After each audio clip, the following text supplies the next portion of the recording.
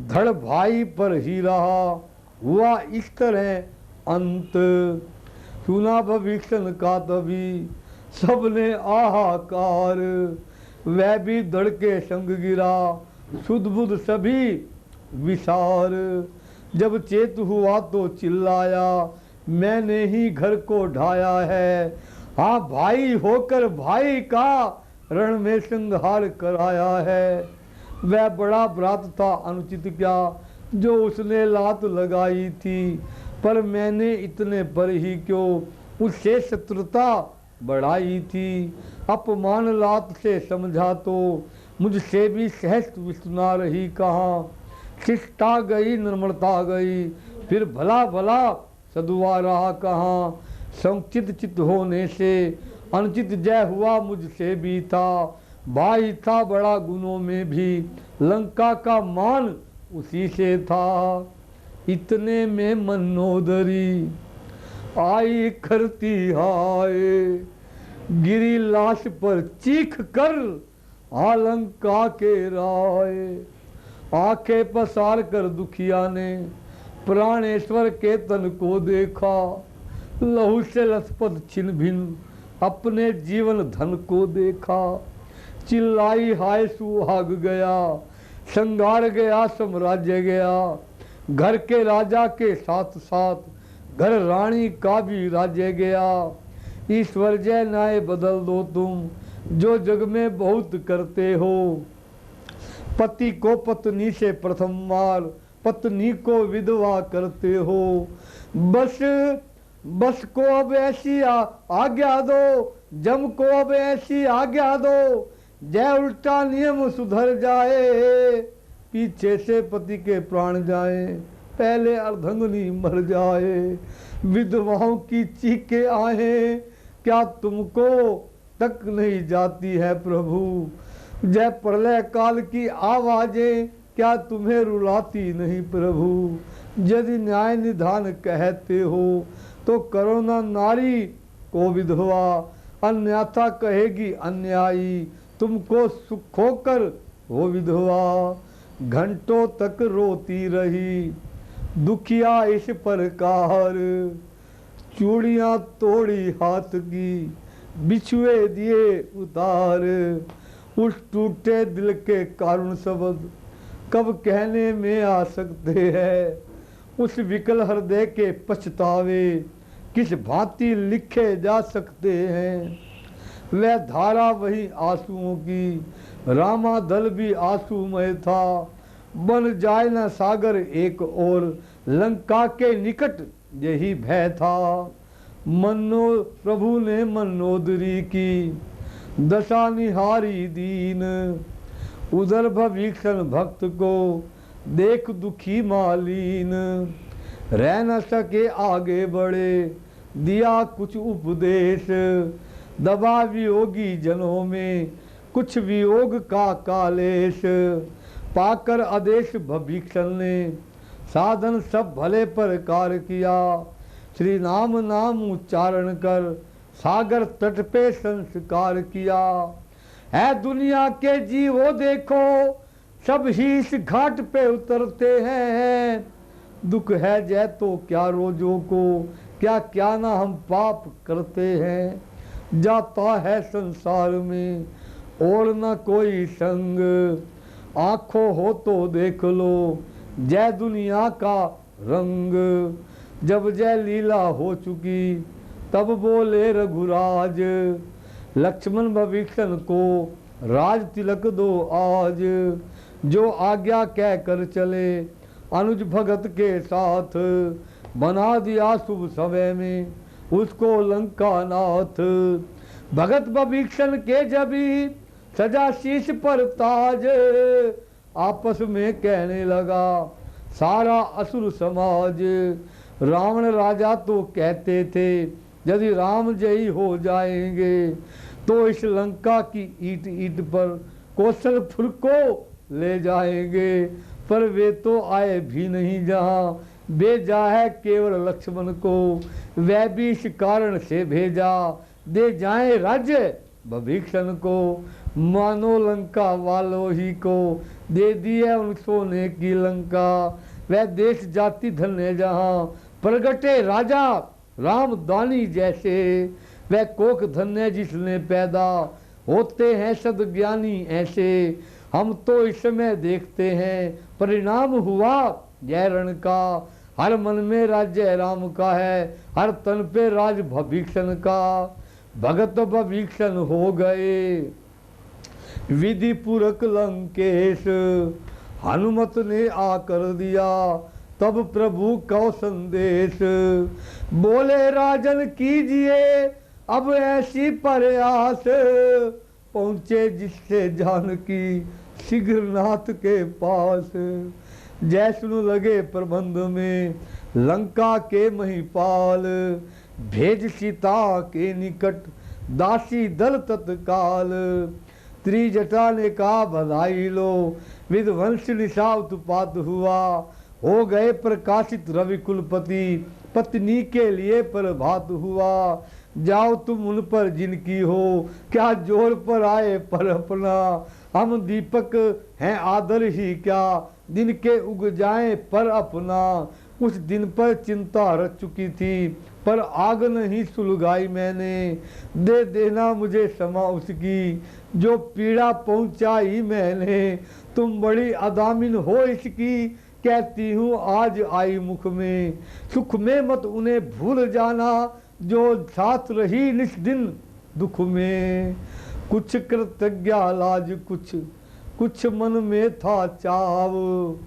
आंखों ने ही सिया की कहा हृदय का भाव। तब से सबने सज्ज मंजन करा धोए उनके केस। लगी बनाने बनीसा बनवासिन का वेश। सिर गूथी करके मांग भरी सिंदूर से और मोतियों से। केसर वाली तारावली निस्सी सज गई कुसुम कलियों से। 16 श्रृंगारों से सजकर जब जगदम्बा तैयार हुई। 14 भुवनों की शोभाएं उस शोभा पर बलिहार हुई।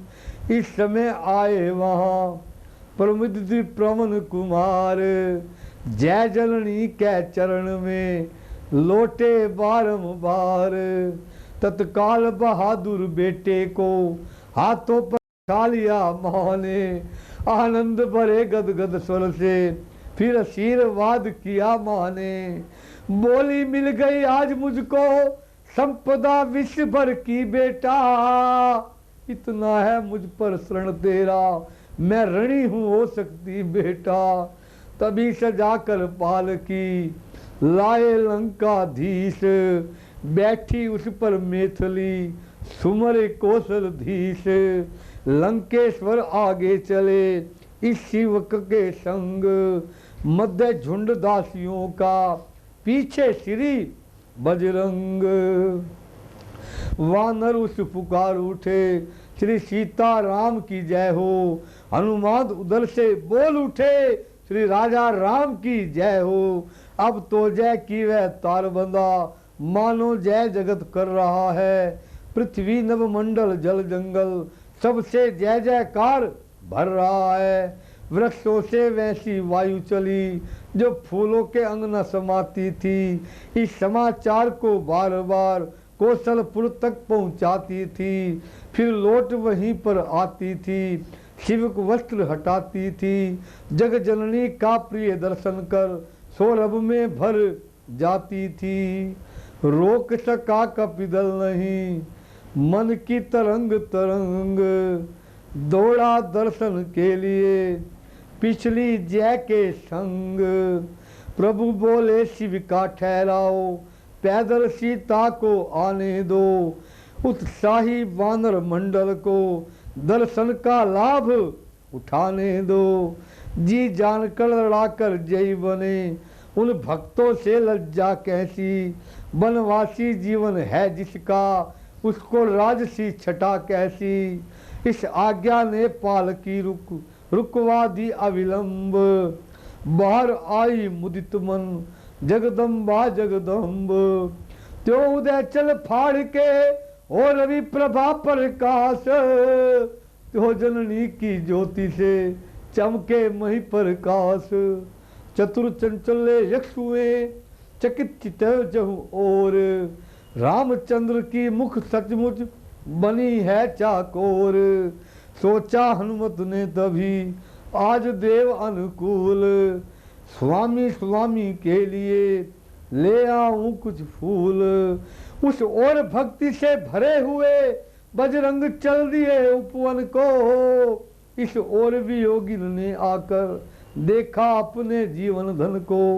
पर जीवन धन ने अपना मुख दूसरी ओर कर लिया, मानो निज मन के भाव को भामा के प्रकट किया। वहीं पति की सब भावना गई जान की जान, सोचा प्रभु से सोचते वह ही करुणा निधान।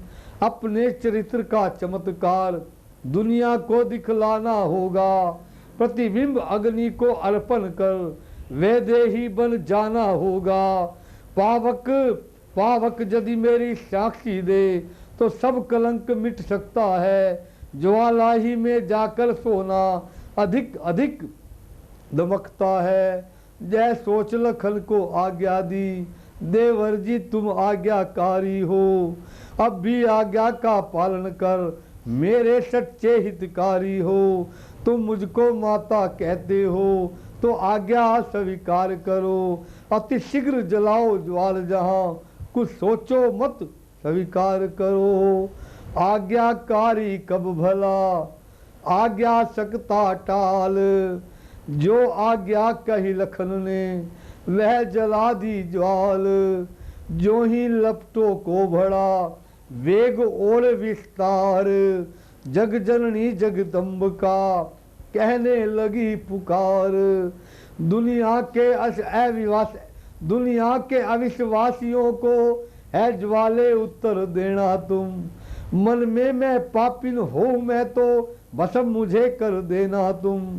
जय कहकर लिपटी लपटों से कपिदल पर छाया खेद वहां। घट ना जय घटी प्रगट में थी पर गुप्त और वह भेद वहां। जय दंडक वन का है प्रसंग पावक सिया समाई थी। प्रभु आज्ञा से लीला करने छाया की मूर्ति बनाई थी। इस कारण असली बनने को नकली प्रतंब जलाने को, ज्वाला में कूदी जग जननी जग का संदेह मिटाने को। माता सीता की अग्नि परीक्षा। ये पूर्व कथा दंडक वन में, पंचवटी के वनों में, जिस समय मेरे राम प्रभु माता सीता का श्रृंगार कर रहे थे फूलों के द्वारा, आकाश मार्ग पर इंद्रपुत्र जयंत उड़ता हुआ आया, माता सीता के दाएं पैर पर चोंच मारकर उड़कर चला गया। मेरे नाथ मेरे रघुनायक राम ने उस इंद्रपुत्र जयंत के पीछे जिस घास और पूछ के ऊपर राघवेंद्र सरकार बैठे हुए थे, उसी घास से तीखा सरकंडा उठाया, इंद्रपुत्र जयंत के पीछे छोड़ दिया। तीनों लोकों में जयंत घूमा, किसी ने उसको शरण नहीं दी। जो राम का द्रोही हो उसे कौन शरण देता है। नारद जी मिले, नारद ने कहा इंद्रपुत्र जयंत, मैं तुम्हें इस समय बचा तो नहीं सकता, मगर एक उपाय बतला सकता हूं। तुम शीघ्र अति शीघ्र प्रभु राम के चरणों में चले जाओ, वह शरणागत को अवश्य जीवन दान देंगे। जयंत रोता चिल्लाता हुआ प्रभु राम के चरणों में गिरा। त्राहि माम प्रभु त्राहि माम। राम ने उस कौवे रूपी इंद्रपुत्र जयंत को उठाया, उसकी एक आंख को दाग लगा दिया। आज भी कभी हिंदुस्तान में भी नहीं, विश्व के अंदर कहीं भी कौवा पकड़कर आप देख लेना, उसकी दाईं आंख खराब मिलेगी। ये दाग किसने लगाया? राघवेंद्र सरकार ने लगाया।